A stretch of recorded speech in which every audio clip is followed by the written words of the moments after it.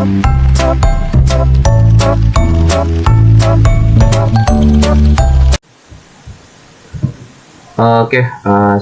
warahmatullahi wabarakatuh. Perkenalkan, nama saya Fenanda Ardiansyah dengan NIM akhir 029 dari kelas Teknologi Rekayasa Otomasi kelas A. Di sini saya akan mempresentasikan dari tugas 8 dengan judul praktikum, yaitu kontrol motor DC dengan interface QT dengan program AI.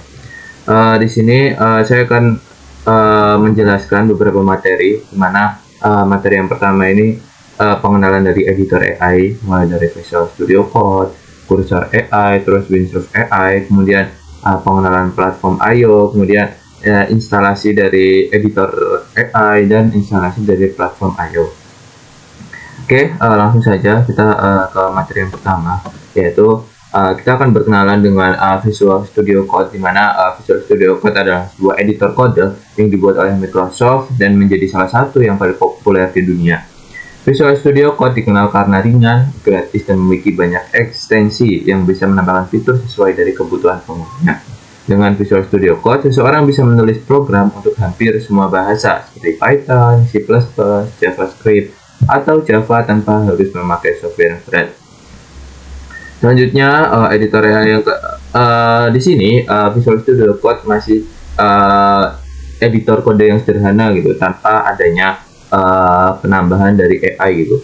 Jika dari teman-teman ingin menggunakan dari AI, maka perlunya extension gitu dari AI tersebut, kemudian ditambahkan dari Visual Studio Code. Kemudian yang kedua ada Cursor AI, di mana Cursor AI ini sebuah editor kode yang pada dasarnya dikembangkan dengan konsep AI Coded Editor, yaitu editor yang sejak awal dirancang untuk bekerja sangat dekat dengan kecerdasan buatan. Cursor bisa membaca struktur seluruh proyek, memahami hubungan antar file, dan membersihkan saran atau perubahan kode secara langsung. Pengguna tinggal memilih area tertentu, kemudian AI akan memberikan usulan kode, memperbaiki error, dan merapikan struktur program, atau bahkan menulis fungsi secara otomatis. Selain itu, Cursor AI memiliki fitur seperti Composer Mode untuk membuat perubahan besar dalam proyek, dan Insert Mode untuk menulis kode otomatis di lokasi kursor. Bedanya dengan Visual Studio Code, ini Cursor AI ini sudah terinclude dari AI tersebut, sehingga ketika teman-teman dirasa ada yang memiliki, misal ada kesalahan dalam program, maka dari Cursor AI ini dapat membenarkan secara langsung gitu dengan AI yang ada di dalamnya.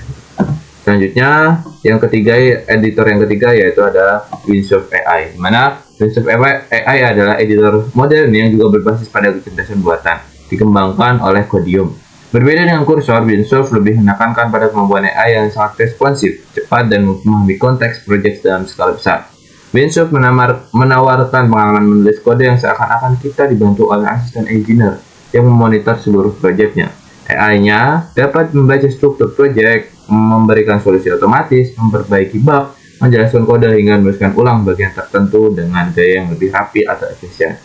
Windsurf AI ini mirip dengan Cursor AI, di mana di dalamnya ini sudah terinclude dari AI, sehingga pengguna dapat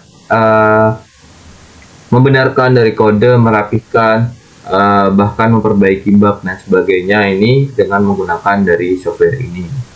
Selanjutnya ada platform I/O, di mana platform I/O adalah lingkungan pengembangan terpadu IDE Latest Platform yang dirancang untuk pengembangan perangkat lunak pada sistem embedded dan IoT. Platform I/O mendukung berbagai arsitektur mikroprosesor, termasuk ARM, AVR, ESP8266, ESP32, STM32, dan banyak lagi. Platform ini berjalan sebagai ekstensi di berbagai editor teks seperti Visual Studio Code, atau dapat digunakan sebagai alat mandiri melalui CLI atau Command Line Interface. Platform I/O ini seperti dengan Arduino IDE, di mana ini adalah lingkungan pengembangan terpadu gitu dari software untuk code, untuk programming gitu. Selanjutnya kita akan mengetahui dari instalasi masing-masing editor maupun platform I/O ini sendiri, di mana instalasi dari VS Code ini yaitu yang pertama kita harus mendownload terlebih dahulu itu software dari VS Code ini melalui situs resminya, yaitu Visual Studio Code. VS Code ini free ya, jadi terdapat di web resminya, itu dapat didownload secara langsung. Kemudian jika laptop kalian menggunakan Windows, maka selanjutnya klik download for Windows gitu. Setelah exe terunduh, maka bisa dibuka gitu file tersebut gitu. Kemudian checklist agreement, mulai dari checklist agreement, add to page, dan klik new desktop. Kemudian setelah itu selesai, kemudian klik install, dan setelah selesai maka klik finish, lalu Visual Studio Code siap digunakan. Selanjutnya instalasi dari Cursor AI. Tidak jauh berbeda dengan VS Code, dimana yang pertama pastinya download terlebih dahulu di situs resminya, karena ini juga free juga, yaitu di https www.cursor.com. Kemudian jika menggunakan Windows, maka klik download for Windows, kemudian jalankan installer, klik hingga next hingga selesai. Setelah install, maka bisa dibuka kursornya, kemudian login terlebih dahulu menggunakan akun Google atau akun GitHub. Kemudian setelah login, maka kursor siap digunakan. Selanjutnya instalasi dari Windsurf AI. Yang pertama yaitu buka situs resminya, yaitu windsurf.ai. Kemudian jika menggunakan Windows kembali, maka klik download for Windows. Kemudian jalankan file exe-nya setelah di-download. Kemudian install seperti aplikasi biasa, klik next sampai ke install. Kemudian buka aplikasi Windsurf, login menggunakan akun Codium, Google atau GitHub. Kemudian yang terakhir ada instalasi platform I/O. Pertama pastinya juga download dulu di www.cursor.com. Kemudian klik tombol download sesuai iOS atau Windows, kemudian jalankan installer Windows, klik next terus sampai ke install. Kemudian install seperti aplikasi biasa, klik next dan agreement. Kemudian ke install, kemudian bisa dibuka aplikasinya. Kemudian login menggunakan akun Google atau akun GitHub. Mungkin sekian penjelasan singkat mengenai dari editor AI maupun platform I/O. Setelah ini bakal ditunjukkan gitu bagaimana kontrol dari motor menggunakan dari hasil program prompt dari AI itu sendiri.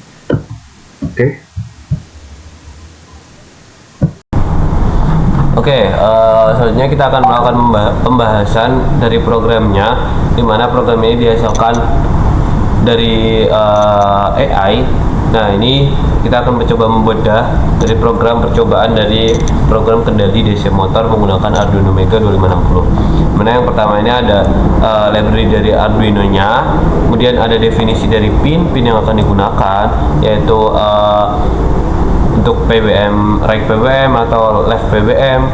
Kemudian ada variabel-variabel yang digunakan, apakah dia dari nilai minus 255 sampai positif 255. Kemudian void setup-nya ini seperti ini, yang berisi dari inisialisasi komunikasi serial, terus konfigurasi PWM, konfigurasi analog, terus kondisi ketika start maupun stop motor.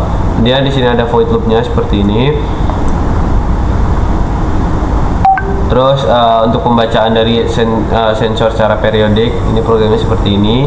Ini untuk membaca nilai value dari BTS. Kemudian di sini untuk konversi ke nilai voltase. Terus ini ada sedikit program untuk nilai dari PWM-nya. Kemudian ini untuk mengirim data ke format CSV. Oke, selanjutnya cukup simpel dari program kendali DC motor ini. Terus selanjutnya kita akan ke GUI-nya, di mana GUI ini digunakan sebagai kontrol maupun monitoring dari program yang akan digunakan. Di sini digunakan untuk dari kontrol kendali dari motor DC itu sendiri, yaitu menggunakan Arduino Mega 2560, menggunakan slidernya. Di GUI-nya ini nanti akan menggunakan slider untuk dan menampilkan grafik secara real time. Di sini menggunakan dari program library dari Python itu sendiri. Salah satunya itu menggunakan Qt, library Qt, di mana memanfaatkan dari application, widget, block layout, terus slider, label, push button, combo box yang akan memudahkan untuk menghasilkan dari GUI-nya. Di sini ada kelas kontrol dari GUI-nya. Terus di sini ini definisi dari GUI-nya ini seperti ini. ada central widget, terus ini judul yaitu DC motor control interface. Ini untuk koneksi masing antar grup maksudnya di sini yaitu antar tombol seperti itu. Sini untuk port selectionnya, ini untuk refresh button, ini koneksi button, ini koneksi statusnya, ini untuk kontrol dari motor grupnya, ini untuk display dari speednya, ini untuk arah indikator arahnya, ini speed slidernya seperti ini. Terus ini nilai markernya, terus ini untuk konfigurasi dari grafik, terus ini label yang ditampilkan pada GUI-nya, terus ini programnya, terus ini untuk mengupdate dari displaynya. Nah, ini program untuk mengirimkan data kecepatannya itu ke Arduino-nya. Terus ini untuk update dari write PWM dengan berdasarkan grafik. Ini update dari left PWM berdasarkan grafik juga. Terus di sini style aplikasinya ini seperti ini menggunakan Fusion. Terus yang terakhir ini untuk membuat dari main window-nya. Mungkin itu cukup sedikit penjelasan dari programnya. Selanjutnya kita akan melihat dari hasil percobaan yang telah dilakukan. Baik, pada percobaan ini saya dan kelompok saya menggunakan dari Visual Studio Code, sehingga harus menambahkan extension terlebih dahulu untuk menambahkan dari program AI tersebut. Nah, ini dari program yang telah dihasilkan, di mana di Visual Studio Code menghasilkan dari dua program, yaitu C++ dan Python gitu. Dimana C++ untuk diupload ke Arduino Mega, sedangkan dari Python-nya sebagai graphic user interface atau HMI-nya di mana. Nah, ini terlihat dari video di mana ketika dari HMI-nya atau interface-nya diubah, maka si motor akan bergerak gitu, dimana ketika ke kanan maka dia akan berputar forward, dan kebalikannya maka reverse gitu. Dimana ketika posisi slidernya di paling ujung, maka kecepatan akan semakin kencang gitu, dan kebalikannya juga berlaku juga di bagian reverse. Mungkin itu sekian dari penjelasan di tugas yang ke-8 ini.